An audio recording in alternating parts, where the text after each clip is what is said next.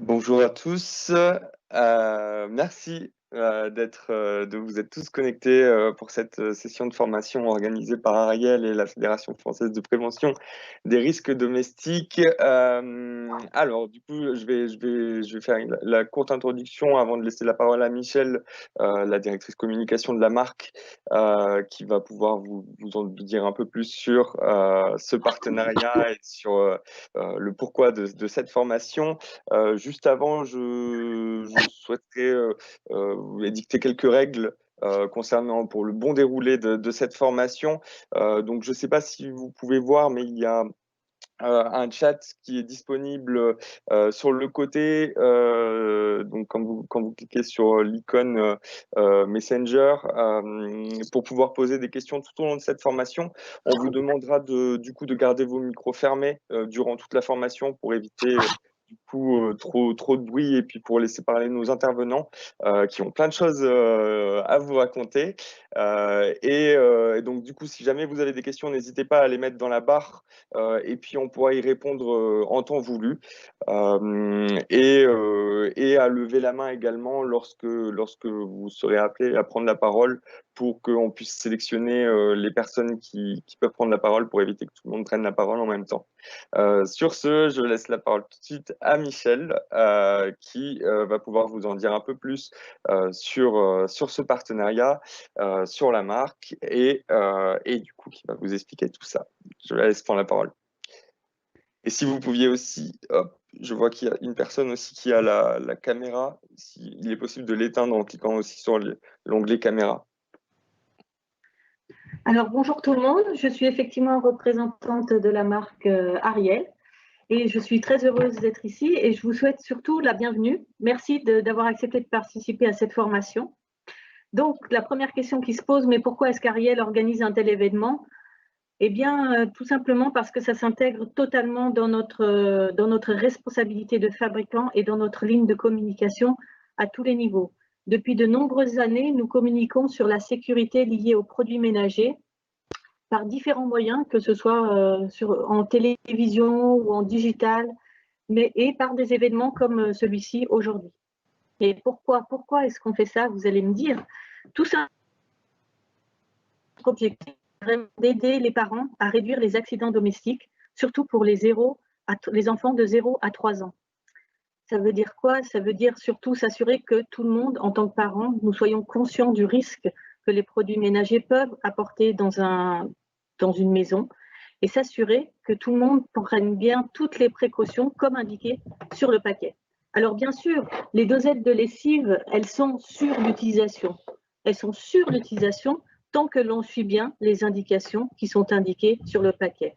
Ça veut dire quoi? Ça veut dire un paquet toujours fermé et on l'entend avec le clic et le clac et toujours bien rangé pour porter des enfants. Je ne vous apprends rien, on est tous au courant en tant que parents que ça doit se passer comme ça. Mais il semble toujours important de toujours communiquer sur ces règles simples de base. Et ça paraît simple, mais on s'est rendu compte qu'il était toujours important de le rappeler aussi, le contexte de pourquoi il est important de tenir ces produits ménagers tels que les dosettes de lessive hors de portée des enfants. Car un accident est vraiment toujours très vite arrivé et beaucoup plus vite qu'on ne le pense. Alors aujourd'hui, je suis vraiment très heureuse de pouvoir avoir cette discussion avec vous, parents, et avec l'aide d'Olivier de la FFPRD, dont c'est vraiment la mission aussi de réduire les accidents domestiques.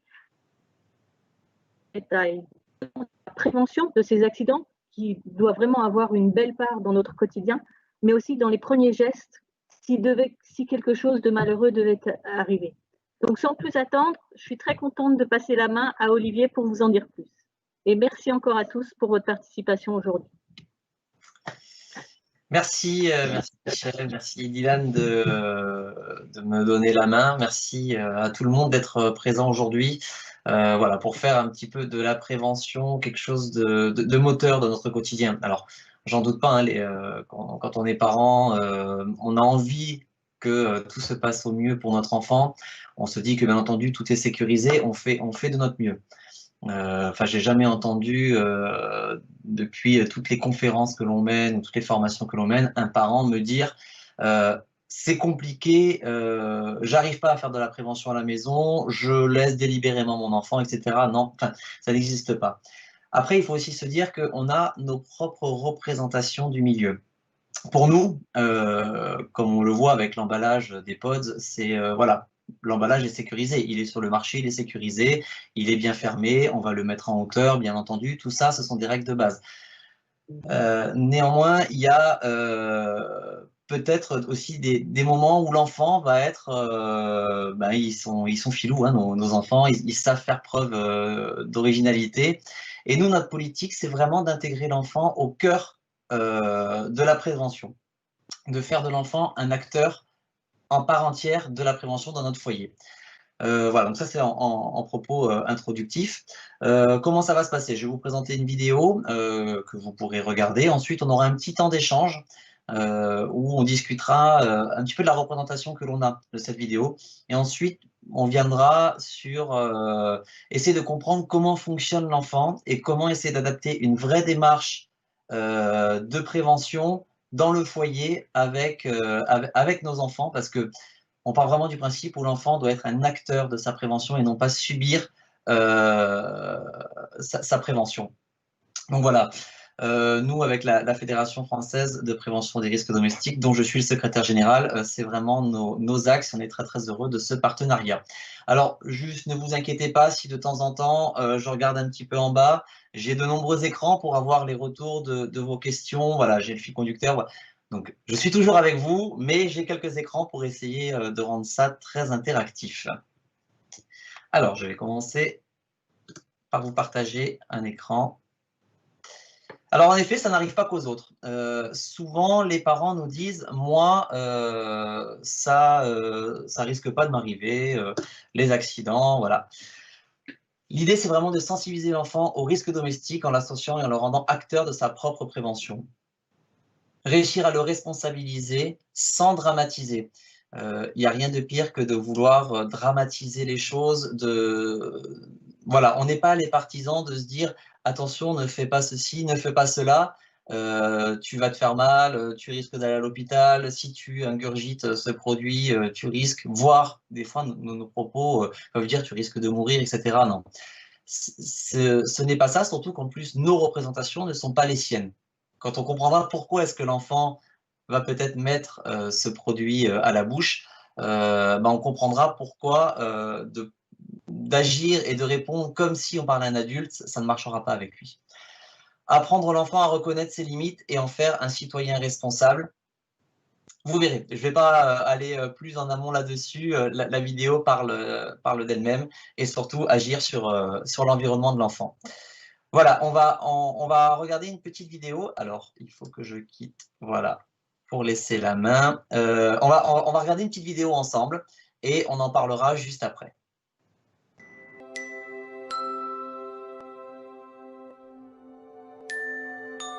Ce qu'il y a de mieux avec le sommeil, c'est quand on n'a plus besoin de dormir.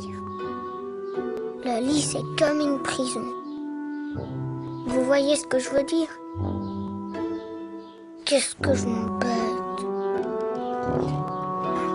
Là-bas dehors, il y a tellement de trucs super.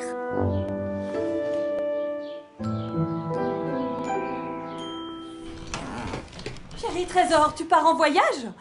Qu'est-ce que tu veux faire, hein? C'est là-haut que tu voulais aller? C'est vraiment là, hein?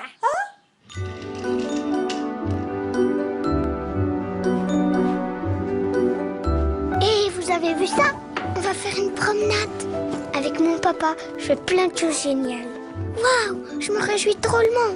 Alors papa va s'en aller t'acheter un nouveau lit. Encore une prison. Faut que je dorme encore plus.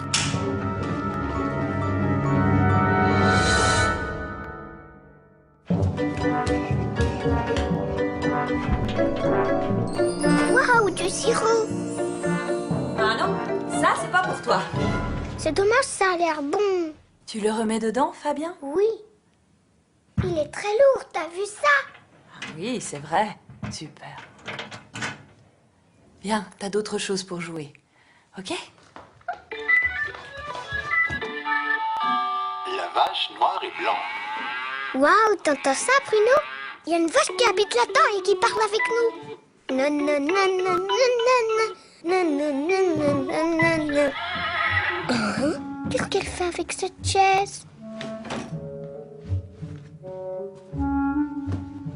Qu'est-ce qu'elle veut? Ah oui, avec ça, on peut drôlement bien grimper. Tu as faim? On va dîner tout de suite.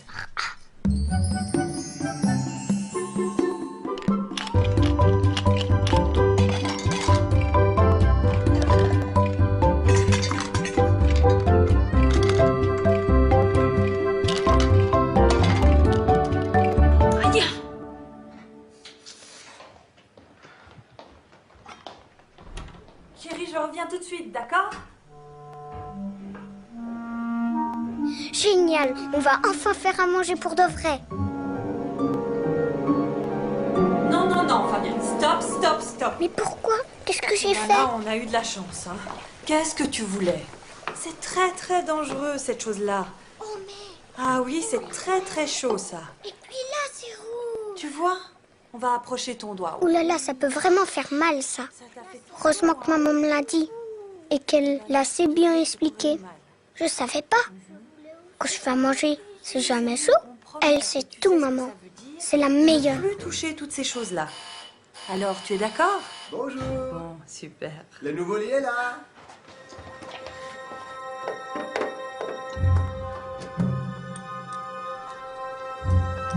La nouvelle prison. C'est sûrement une cage énorme. Waouh! C'est quoi ce pistolet?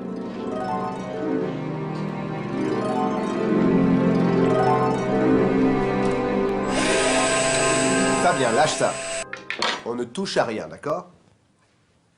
C'est bien aussi dans ta chambre, hein? Ah oui. Il y a aussi beaucoup de jouets là-haut. Ah oui, c'est vrai. Andreas? Andreas? Waouh! Qu'est-ce que c'est que ça? Vous avez vu ça? Une moto-fusée. Elle peut sûrement voler celle-là. Andreas!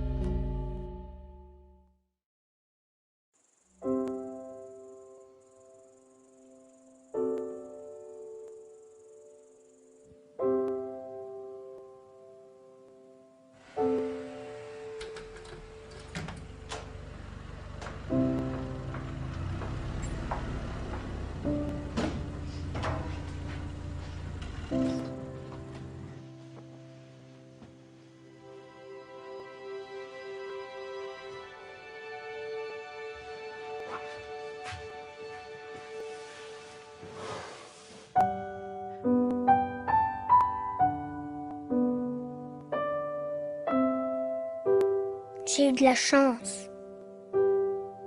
Le docteur a dit que c'était cassé et maman, elle pleurait.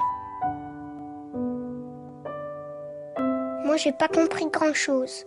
Parce que je pleurais aussi. Ça faisait tellement mal. Juste avant, papa, il m'a chanté une chanson pour que je puisse mieux m'endormir. C'est bizarre cette histoire de sommeil. Quelquefois, le lit, c'est quand même bien.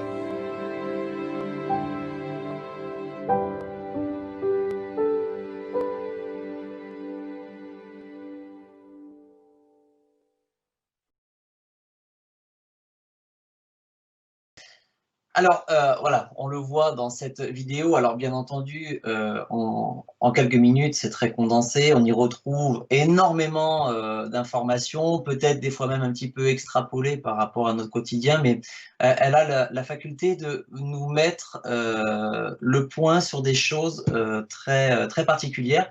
Et là, voilà, peut-être qu'il y a une ou deux personnes qui souhaitent intervenir pour voilà, nous donner un petit peu le ressenti de cette vidéo. Alors... Peut-être si Dylan veut donner la parole à une ou deux personnes, je ne sais pas. Oui, bien sûr. Je ne sais pas, Lauriane, si tu souhaites réagir ou je ne sais pas si tu... Vous voulez que je vous dise que je suis perturbée? Non, il ne faut pas me faire regarder des choses comme ça à cette heure-ci, moi.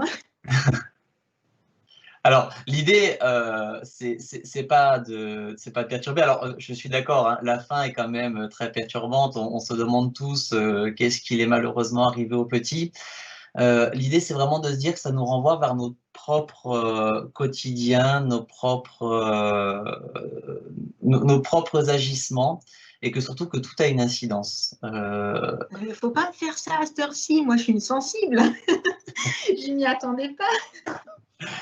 Et justement, on va faire en sorte que on arrive ensemble à trouver la démarche. Alors, qu'est-ce qui vous a un petit peu surpris dans cette vidéo?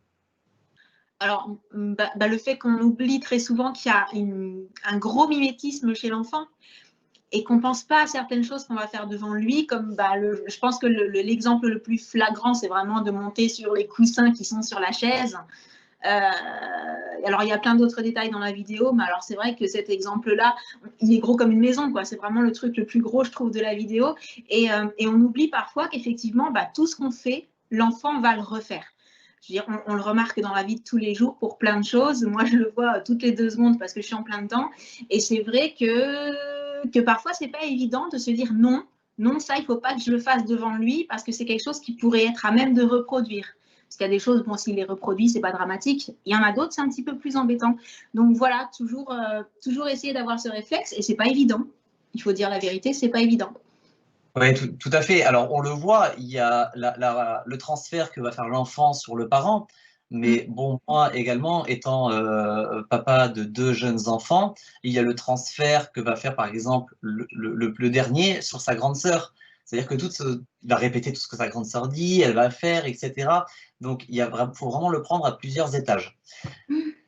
Est-ce que vous pouvez également nous donner votre ressenti sur le monde dans lequel évolue l'enfant? Qu'est-ce que vous en avez pensé en ayant son regard à lui? Tout est découverte, tout est merveilleux, tout est une expérience qu'il a envie de tenter, quoi. Tout est magique, ouais. Tout a l'air simple en plus. C'est ça. Et alors nous, en plus, on accentue le trait hein, en tant que parents. On adore acheter la petite cuisine qui va bien pour que il puisse faire la popote en même temps que nous quand nous on est en train de la faire. Sauf qu'un jour, peut-être, il va aller utiliser la poêle qui est sur le feu. Voilà, on aime bien. On achète de jolis meubles qui nous vont bien, qui sont faits pour nous, pour vivre nous au quotidien. Mais on ne pense pas à la hauteur de l'enfant. Alors après, on va tous mettre en place des solutions palliatives en mettant des coins d'angle parce qu'il va se cogner, etc. Mais voilà, c'est toute cette démarche-là. Merci Laureline, excusez-moi pour le... Pas de souci. un petit peu pour votre intervention. Voilà, c'est toutes ces choses-là qu'il faut prendre en compte dans le quotidien de l'enfant. On a un monde d'adultes, le monde est fait pour nous. On essaie de faire un cocon, on essaie de faire de ces enfants de petits adultes, mais ça n'est pas des petits adultes. Ça n'est pas des petits adultes parce qu'ils n'ont pas la faculté comme nous de jugement, d'interprétation d'une situation donnée, etc. Ils n'ont pas des notions de danger. Et donc, c'est pour ça qu'il faut toujours... Alors, la première chose que nous, on demande à respecter avec la fédération, c'est déjà de respecter les consignes d'usage de tous les produits. Pour rester vraiment dans le thème qui nous anime aujourd'hui, les pods doivent rester dans leur boîte, la boîte doit être en sécurité. Oui, c'est sûr, demain, on laisse un pods sur une table, tout seul, mais je ne sais même pas si un adulte n'irait pas voir ce que c'est, n'irait pas un petit peu jouer avec pour voir ce que c'est. Alors, est-ce qu'on peut le reprocher à un enfant? Je ne pense pas. C'est vraiment à nous de se dire, voilà, on va mettre en place toute une protection autour de cet enfant pour éviter les accidents. Alors, attention, j'accorde aussi un petit bémol à ça. N'aseptisons pas le milieu dans lequel on évolue. L'enfant a besoin de vivre, l'enfant a besoin d'évoluer, l'enfant a besoin d'apprendre.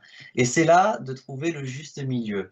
L'apprentissage, c'est une somme de répétitions. On le voit bien, quand un enfant, on veut lui apprendre à faire du vélo, ben, il n'y arrive pas tout de suite. Quand un enfant, on essaie de lui apprendre une leçon, peut-être qu'il n'y arrive pas tout de suite. Mais on va continuer. Et ben, la prévention, c'est pareil. Peut-être qu'il va falloir répéter 10 fois, 15 fois les choses. Peut-être utiliser d'autres moyens que simplement celui qu'on utilise habituellement. Si je reviens sur ce qui a notamment perturbé un petit peu Laureline, et je pense qu'il nous a tous perturbés, parce que moi, à chaque fois je la vois, je me retrouve dans ce même moment d'angoisse, à me dire, mais qu'est-ce qui va se passer? C'est aussi de se dire, l'accident, dès lors qu'il arrive, on va toujours se demander, qu'est-ce qu'on aurait pu faire pour pas que ça arrive? Le risque zéro n'existe pas. On n'est pas utopiste, on n'arrivera pas à faire en sorte qu'un enfant soit totalement désuet de tout risque autour de lui. Néanmoins, vous avez vu ce sentiment. Bah tiens, est-ce qu'on peut donner la parole à quelqu'un, Dylan, qui pourrait éventuellement me parler de son sentiment, cette représentation qu'il a pu avoir lorsque on pense que cet enfant est tombé par la fenêtre, est tombé en extérieur. Oui, alors je ne vous connais pas tous dans la formation. N'hésitez pas à prendre la parole. Oui, Aurélie, peut-être.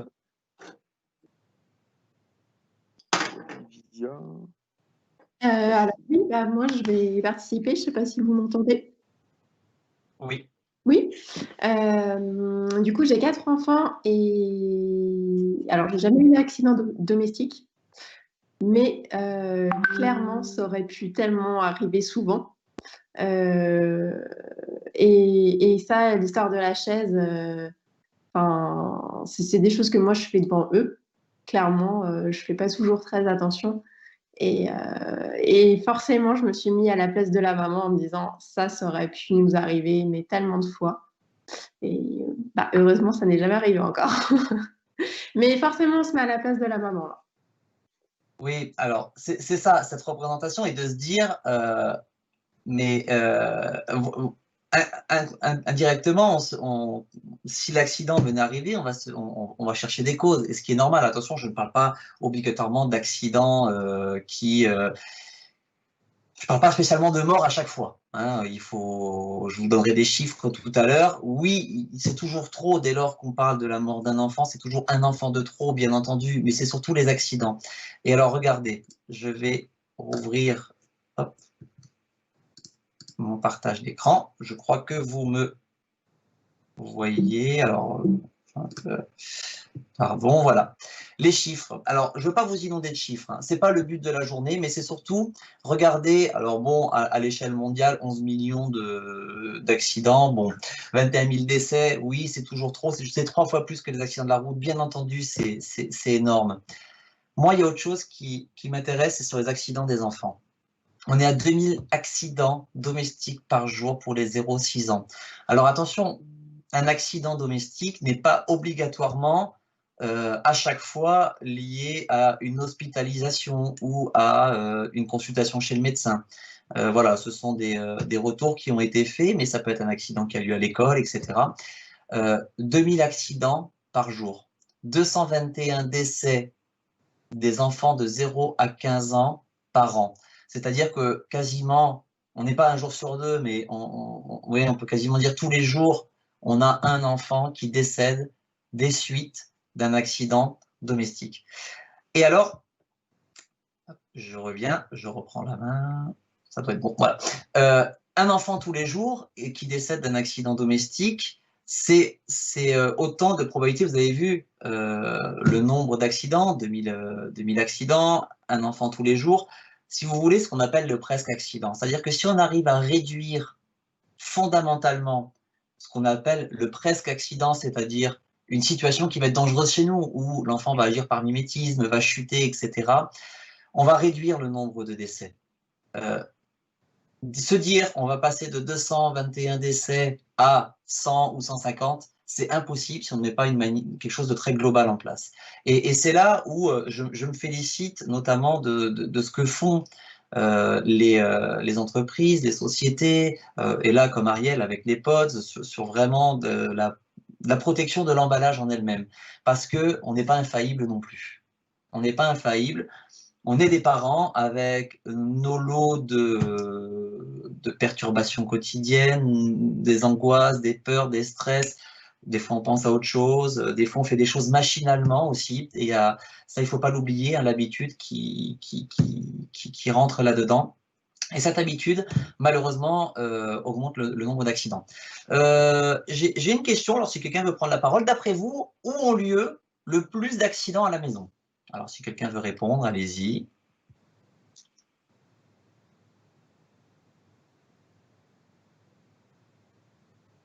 Ah, alors j'ai vu qu'il y a quelque chose sur la conversation, peut-être. Ah, donc on a la cuisine, on a le salon, dans le garage.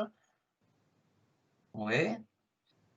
Dans la cuisine, très bien. Ah, j'ai même un pourcentage. Alors, super, ça me va bien. En effet, vous avez vu, et de vous-même, vous avez répondu considérablement quand même à la maison. La maison qu'on pense que comme un endroit très... voilà, on veut faire un cocon. On veut que cette maison soit le cocon de nos enfants. Or, vous voyez, on a une représentation qui est quand même très franche des accidents domestiques. Alors, savoir qu'à peu près 80% des accidents se passent à la maison. Et dans ces 80%, voilà la représentation que l'on en a. 20% dans le salon. Alors, je ne sais pas si en même temps que j'ai le transfert, vous pouvez me parler ou pas. Mais bon, voilà, dans le salon, on va surtout avoir des chutes qui vont avoir lieu du fait du jeu sur le canapé, des choses comme ça. Il y a eu de grandes campagnes qui ont été faites. Je ne sais pas si vous les avez déjà vues avec, dans cette fameuse salle de bain, de ne pas laisser l'enfant seul, etc. Eh bien, les accidents ont baissé. Les accidents ont considérablement baissé. Dans la chambre, pourquoi pas d'accident dans la chambre? Parce que c'est quand même très rare de laisser un jeune enfant seul dans sa chambre. Et ensuite, bon, la cuisine. Alors la cuisine, je reste persuadé que c'est un lieu de vie où on est tous ensemble en permanence. Donc si l'enfant va saisir un couteau, l'enfant va avoir cette, on va dire ce tempérament dangereux ou cette action dangereuse, on va être là pour y pallier immédiatement. Je vous invite, au fur et à mesure alors bien entendu, on a tous notre quotidien, mais là, sur les jours à venir, peut-être juste d'analyser des choses qui peuvent être potentiellement dangereuses. Et il y a des choses dont on ne pense pas qu'elles vont être dangereuses parce qu'on se dit, c'est du quotidien, il n'y a pas d'accident, il l'a déjà fait. Alors après, on n'est pas dans la maison de tous, mais je vous invite à avoir cette petite réflexion. Je continue. Alors, le développement de l'enfant. Est-ce que vous pouvez... Alors, peut-être que vous avez déjà parcouru, pour certains, le support qui a été envoyé par Ariel. Est-ce que vous pouvez me dire, en prenant la parole, comment vous percevez l'évolution de votre enfant au fil des âges, entre 0 et 3 ans? Alors, je ne sais pas si vous pouvez prendre la parole à l'oral en même temps.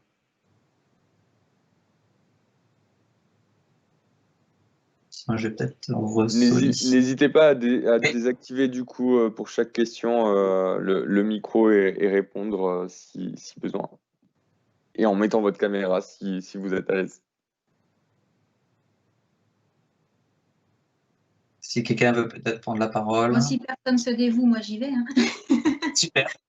Non, alors j'allais dire, je dirais qu'en fait, moi, l'évolution, je l'ai vue jusqu'au déplacement de l'enfant. Enfin, à partir du moment où elle a commencé à se déplacer, tant qu'elle ne se déplaçait pas, il n'y avait pas grand-chose de problématique. Bon, mis à part que, voilà, on ne la laisse pas seule sur sa table à langer, enfin, les choses, on va dire, qui viennent plus de nous, en fait. Mais à partir du moment où il se déplace, c'est le début de la fin. ça touche à tout, effectivement. Et là ça comment dire, on voit bien qu'il y a ce côté, je suis assise, j'observe et il y a un truc là-bas, j'ai trop envie d'essayer et pouf, et en fait, ça va dans tous les coins. Et je serais même tentée de dire, j'ai découvert un danger que je n'avais pas découvert, enfin un danger, oui, ça pourrait être quand même embêtant, que je n'avais pas découvert avec les 2 grands, c'est la porte d'entrée en fait. J'ai une petite fille qui a décidé qu'elle adorait aller dans l'entrée. Et donc, on est obligé de faire très attention parce que quelqu'un qui va rentrer et qui ne sait pas qu'elle est derrière, elle va se prendre la porte en plein dans la tête. Alors, elle s'assoit comme ça, à 20 cm de la porte d'entrée. Donc, c'est vraiment l'entrée, c'est un lieu, on peut penser que si elle y va, il faut aller la rechercher, quoi, voilà. Par contre, je vous avouerai qu'après, pour jusqu'aux 3 ans, les miens sont trop vieux, je ne sais plus. Je suis encore en train de redécouvrir. Voilà. Oui. Alors, il y a plusieurs choses très intéressantes. Alors déjà, est-ce que la petite ne cherche déjà pas de la liberté Est-ce qu'elle n'a pas déjà envie de sortir, d'aller se promener Ah si, mais chaque bien chose en sûr. son temps, on va pas leur le dire. Ah mais oui. Oui. Si elle voit quelqu'un attraper son blouson, elle va dans l'entrée, elle prend son bonnet et son blouson et elle attend qu'on lui mette, bien sûr. D'accord, ouais, donc voilà, mais tout ça, ce sont des choses qui sont très, très intéressantes à étudier quand on regarde nos enfants. Et surtout, chaque enfant est totalement différent. Et là, alors le cas est juste parfait pour nous. Et je vous promets, ça n'a pas été fait exprès. C'est vraiment chaque enfant est différent. Chaque enfant a son propre développement. Et alors, quand on pense même que quand l'enfant ne bouge pas, il n'y a pas de risque. En fait, l'enfant, imaginez, il est là pendant un certain nombre de mois à se dire, tiens, ça a l'air quand même drôlement sympa ce qui se passe là-bas, vivement que je puisse me déplacer pour y aller. Et alors, dès qu'ils trouvent d'eux-mêmes la clé de la marche ou du déplacement, alors là, ça y est, ils vont tout tester. Merci beaucoup pour cette intervention. Donc, je vais revenir sur mon PowerPoint, enfin sur mon déroulé. Voilà un petit peu. Alors, je ne vais pas rentrer dans les détails vraiment très, très précis. Vous aurez l'occasion de parcourir ce document, mais dites-vous que l'enfant, sa première source de développement et sa première sensation surtout qu'il a, c'est le goût. Le goût parce que il a la tétée de la maman ou les premiers biberons, etc. On va commencer à faire découvrir les saveurs par les purées, par voilà, toutes ces petites choses, tous ces goûts. Et donc, c'est le premier sens qui est en éveil chez l'enfant. Ensuite, il va commencer à découvrir le toucher et le déplacement. Et alors là, imaginez un enfant. Il arrive, il peut se déplacer. Il arrive à toucher, il commence à avoir de la perception, vous savez, cette pince, il commence à avoir l'appréhension des objets.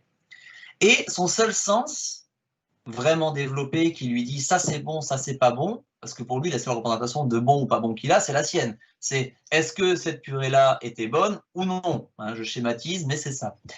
Eh bien, lui, il va tout mettre à la bouche. Et c'est là qu'on va retrouver un grand risque d'étouffement et d'intoxication pour les enfants. Étouffement avec des objets qui vont être soit trop gros, soit qui vont directement aller dans l'estomac, soit l'ingestion de produits dangereux, parce que malheureusement, on aura changé l'emballage du produit, voilà, on aura pris le produit détergent qu'on aura mis dans une bouteille d'eau ou de la javel, etc. Voilà, tout ça, ce sont des choses auxquelles il faut vraiment veiller. Bon, ensuite, voilà, vous pourrez parcourir, l'enfant commence à se déplacer et aller chercher un petit peu et à découvrir de lui-même. Encore une fois, sur la prévention, je reste le garant et le fervent défendeur surtout d'accompagner notre enfant. N'hésitez pas à lui expliquer, n'hésitez pas à lui dire si vous devez monter sur une chaise, parce qu'on a tous des fois des choses à faire, on doit tous des fois faire un rideau, monter, chercher quelque chose dans une armoire, chercher l'appareil à raclette qui se situe tout en haut dans un placard voilà, qu'on sort 3 fois dans l'année, on va monter sur un escalier. Eh bien, c'est pas grave, vous lui expliquez. Vous lui expliquez parce que c'est d'autant plus de choses très importantes pour cet enfant. Voilà, si je transfère un petit peu avec les miens, on a le petit escabeau, vous savez, pour qu'ils aillent se brosser les dents. Eh bien, il monte dessus. Pourquoi est-ce que sur celui-ci, il pourrait monter, mais il ne pourrait pas monter sur d'autres choses? Tout simplement, c'est qu'on lui a appris, et on leur a appris à faire la part des choses entre ce qu'ils peuvent faire, ce qu'ils ne peuvent pas faire, des situations qui peuvent être dangereuses, oui ou non, et à quel moment la même action peut avoir des incidences différentes. Autre chose, pensez que l'enfant ne comprend pas la négation. Et alors là, j'ai eu de longues discussions avec notamment des maîtres nageurs au bord d'une piscine. Et là, alors là, je vous renvoie tous à vos premières, à vos baignades, ou vous entendez toujours le maître nageur dire « ne cours pas, ne cours pas, ne cours pas, ne fais pas ci, ne fais pas ça ». Sachez qu'un enfant a du mal, alors soit il ne la comprend pas en bas âge, soit après ils ont du mal à comprendre la négation, ne pas faire. Et ben c'est pour ça que plutôt que de dire « ne cours pas », il vaut mieux dire « marche ».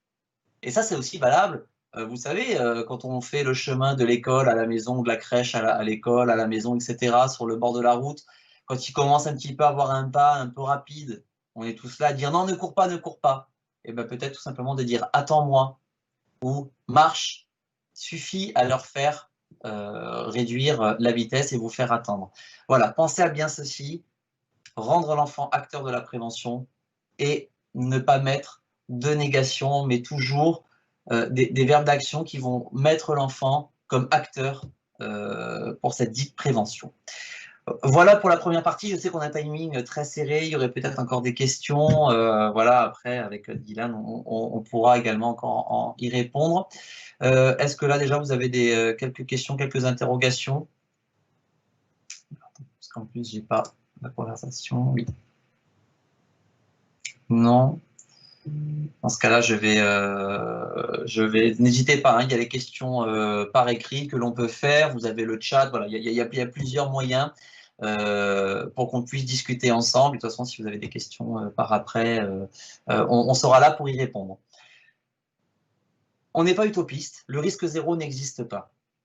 C'est pour ça que on va quand même, je vais quand même vous parler des gestes de secours, notamment sur certains cas très particuliers. Alors, bien entendu, une formation secourisme, on pourrait y passer du temps, il y aurait de la manipulation à faire. Voilà. On a, je vais dégrossir un petit peu le paysage du secourisme et ensuite, de toute façon, vous inquiétez pas, à la fin, on vous enverra un lien avec lequel vous pourrez faire une formation très ludique, très didactique de formation au premier secours. Vous pouvez même les faire en famille, c'est voilà, quelque chose de très très ludique, vous verrez. C'est un superbe outil que l'on va vous donner. Mais alors en attendant, je vais revenir et je vais continuer mon développement. Alors, les gestes qui sauvent. Alors, les brûlures. On a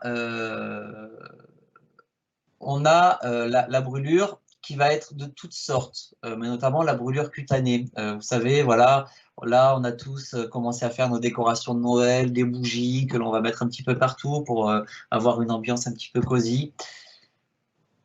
La brûlure, c'est un feu. Le feu ne s'éteint qu'avec de l'eau. Bon, ben, c'est très simple. Il faut refroidir avec de l'eau à température ambiante en permanence. Et surtout, vous demandez un avis médical au centre 15. Les brûlures chez les jeunes enfants, mais qu'elles soient sur la main parce qu'il aura touché le poêle à granules, que ce soit par des bougies, etc., sont toujours des brûlures graves. Donc, n'ayez pas de doute en appelant le 15. Le 15, ce n'est pas parce que vous allez appeler le 15 que vous allez avoir un hélicoptère qui va se poser dans la cour avec 3 médecins réanimateurs qui vont être là pour vous demander ce qui se passe. Non, le 15 est également là pour vous donner des conseils. Et il préfère d'autant plus avoir ce rôle de régulation, de vous dire il n'y a pas d'inquiétude, allez voir vos médecins, ou il n'y a pas d'inquiétude du tout, ou venez parce qu'on a un doute. Donc voilà, vous refroidissez et vous appelez le centre 15. Alors les chutes. Les chutes, on en a de toutes causes, on en a diverses et variées. Il faut surtout se dire, c'est que si votre enfant vous répond, si votre enfant a chuté, répond, il arrive à bouger, si vous avez le moindre doute, appelez le centre 15. Après, voilà, je vais vous donner un cas très, très personnel. Ma fille qui est tombée de quelques marches, elle est tombée. Bon, elle n'avait aucun trouble, elle n'avait aucune difficulté à se mouvoir, de petites douleurs, mais rien d'exceptionnel.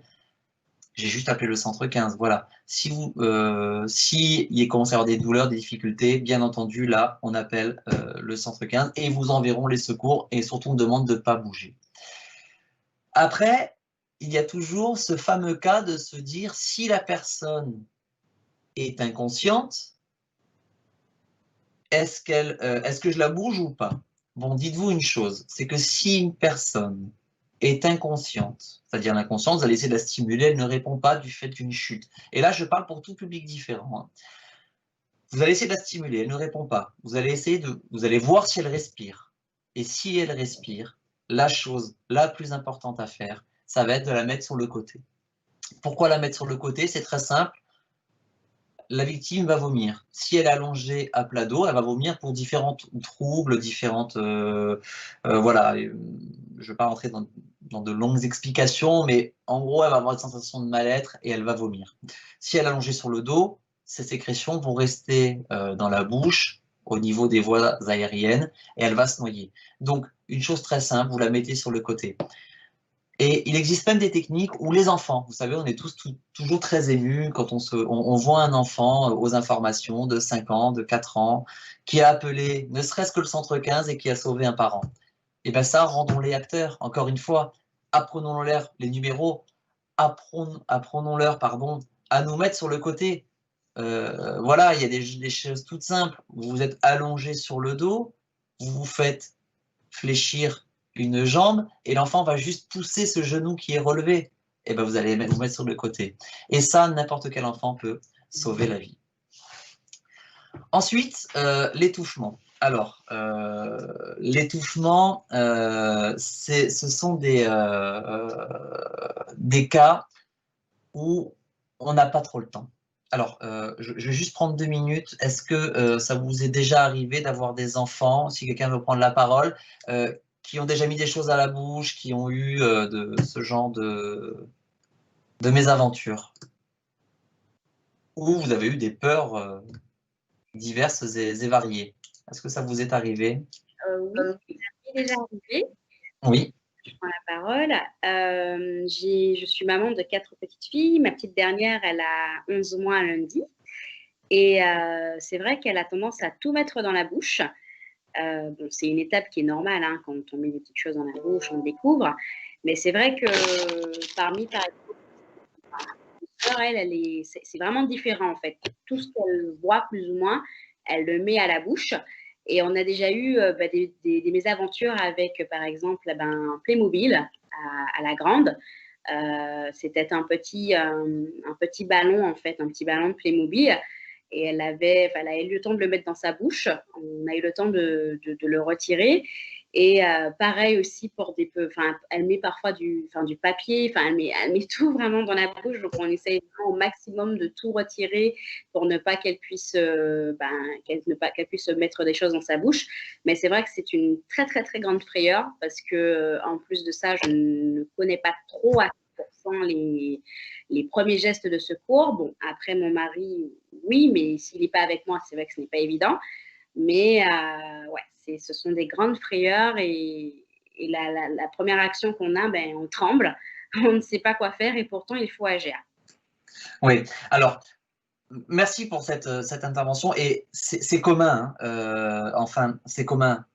Je ne veux pas généraliser le fait qu'un enfant mette des choses à la bouche, mais voilà, c'est partie de son développement, on l'a vu juste avant, on n'est pas constamment derrière lui. Alors, dites-vous une chose. La première chose, c'est est-ce que l'enfant continue à avoir de l'air qui passe? Et pour ça, c'est très simple. Vous voyez, là, pour parler, nous, pour échanger, l'air passe dans les cordes vocales, donc il peut parler. L'enfant va pouvoir, est-ce que l'enfant peut pleurer? Est-ce que l'enfant peut exprimer des choses?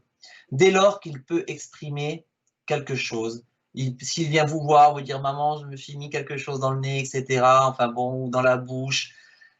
Il n'y a pas... Alors oui, il faut s'inquiéter, mais on n'est pas dans une urgence absolue. Pourquoi? Parce que l'air continue à passer. Il continue à y avoir cet échange. Après, si jamais l'enfant n'a plus aucun son, c'est-à-dire que ce sont l'ensemble des voies aériennes qui sont bouchées parce que l'air ne peut plus passer pour faire vibrer les cordes vocales, mais il peut même pas pleurer, hein, l'enfant. Il ne pleurera pas, il sera totalement muet. Eh bien, dans ce cas-là, il y a une chose très simple à faire, c'est de lui taper dans le dos et de manière très vigoureuse.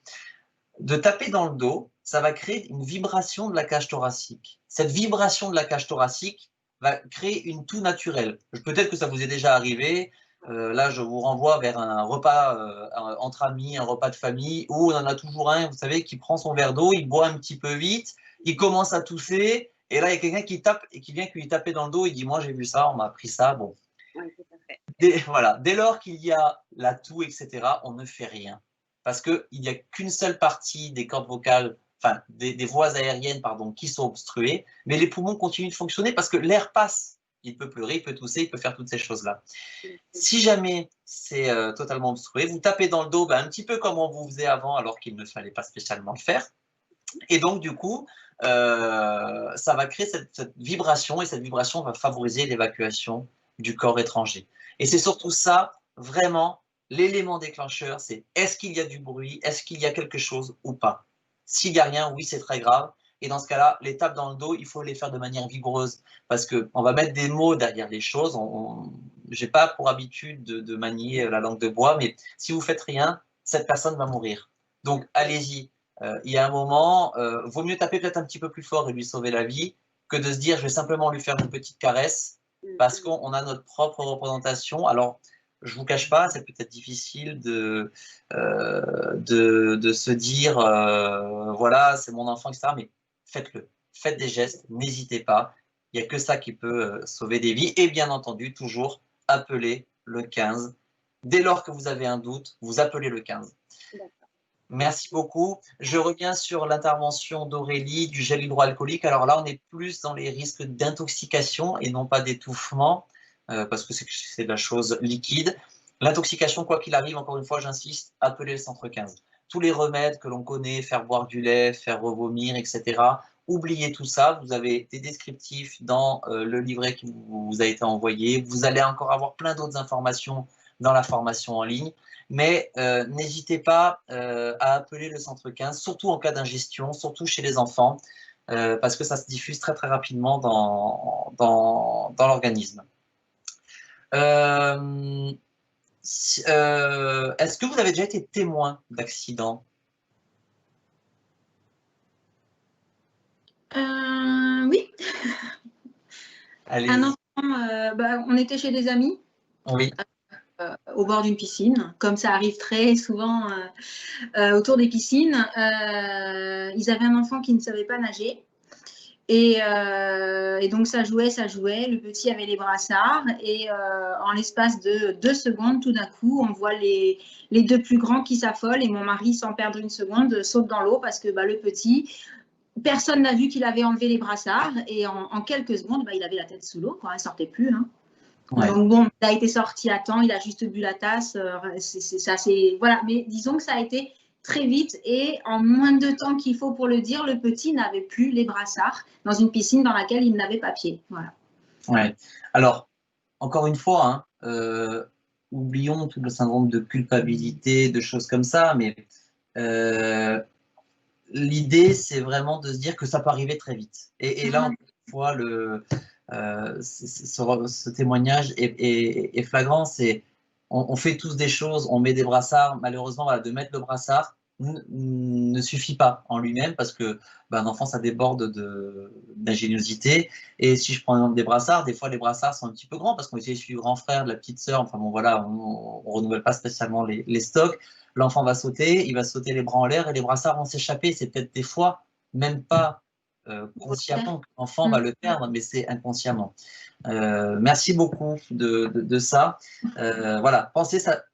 Alors, je ne veux pas être alarmiste, je ne veux pas vous dire qu'il y a du danger partout, mais voilà, prenons l'habitude surtout de mettre l'enfant au cœur de notre démarche de prévention.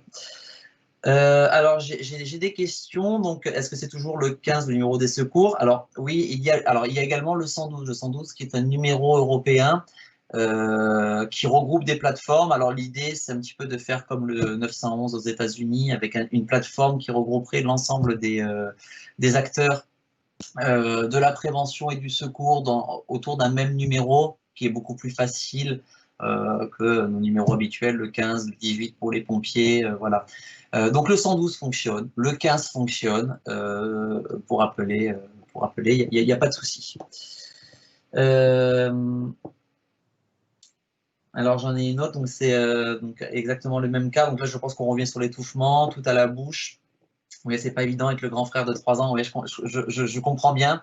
En plus, souvent, alors moi j'aime bien intégrer les grands frères. Alors attention, les grands frères, les grandes sœurs, j'aime pas les surcharger de responsabilités, mais j'aime bien leur dire qu'ils peuvent faire également eux aussi un petit peu de prévention auprès de leurs petits frères, leurs petites sœurs. Ça les intègre, ça leur fait apprendre et surtout ça leur fait passer un cap. Vous voyez, les plus grands deviennent un petit peu les garants et ou un petit peu les ambassadeurs de la prévention auprès de leurs petits frères, petites sœurs, et surtout ça les valorise au sein du foyer. Et là, je pense surtout à ceux du milieu, quand on a plusieurs enfants, des fois la difficulté de trouver la place, etc. Ben là, ça leur donne une vraie place.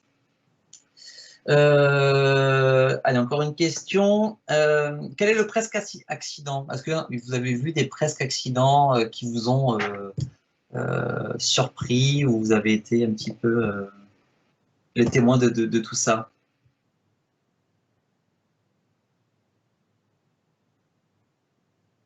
Non, on n'a pas de retour, de situation.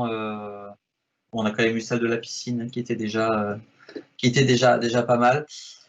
Alors, parce que je vois que le temps passe à vitesse grand V. Alors. Donc voilà, l'intoxication, on en a parlé, hein, surtout ne pas utiliser de remèdes de grand-mère parce que ça pourrait vous faire... voilà, des fois ce qui n'est pas brûlé à l'aller sera brûlé au retour si on fait vomir ou des choses comme ça. Donc n'hésitez pas, appelez le centre 15 ou le 112 pour ceux qui préfèrent utiliser le 112. C'est pas grave, l'important c'est surtout demander des conseils. La formation qui va vous être offerte, donc vous allez recevoir les liens par mail avec chacun un code spécifique. Ça va vous permettre, vous voyez, de manière très ludique, vous pouvez les faire sur tablette, sur ordinateur, sur téléphone, d'apprendre des gestes, de mettre une vraie démarche de prévention. Encore une fois, je vous invite, faites-le avec vos enfants, vous verrez, ils risquent de vous surprendre parce que souvent, ils connaissent beaucoup de choses, et de se dire que notre enfant peut peut-être également nous sauver la vie, c'est quelque chose de très important pour nous.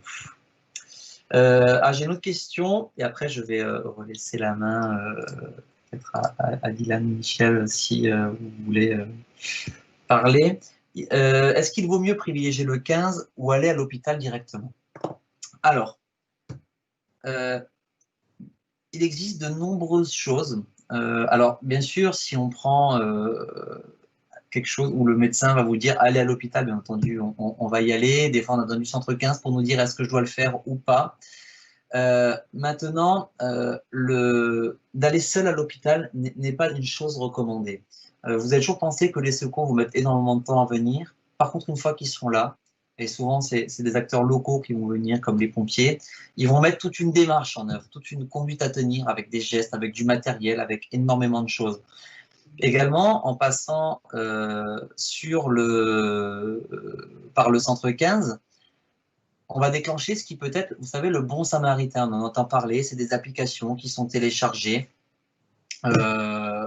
qui vont vous permettre de déclencher votre voisin, un ami, quelqu'un qui habite à côté, quelqu'un qui passe tout simplement, qui a des compétences en secourisme. Ça peut être un pompier, ça peut être un médecin urgentiste, qui est là en vacances, qui passe et il va être déclenché pour venir chez vous. Donc, je privilégie d'appeler le 15. Voilà pour moi. Alors bon, j'ai essayé d'être concis, surtout pour rentrer dans le timing. Bien entendu, si vous avez des questions après, on pourra y répondre. Voilà, je vois que la noyade est une chose très, voilà, qui touche énormément de gens.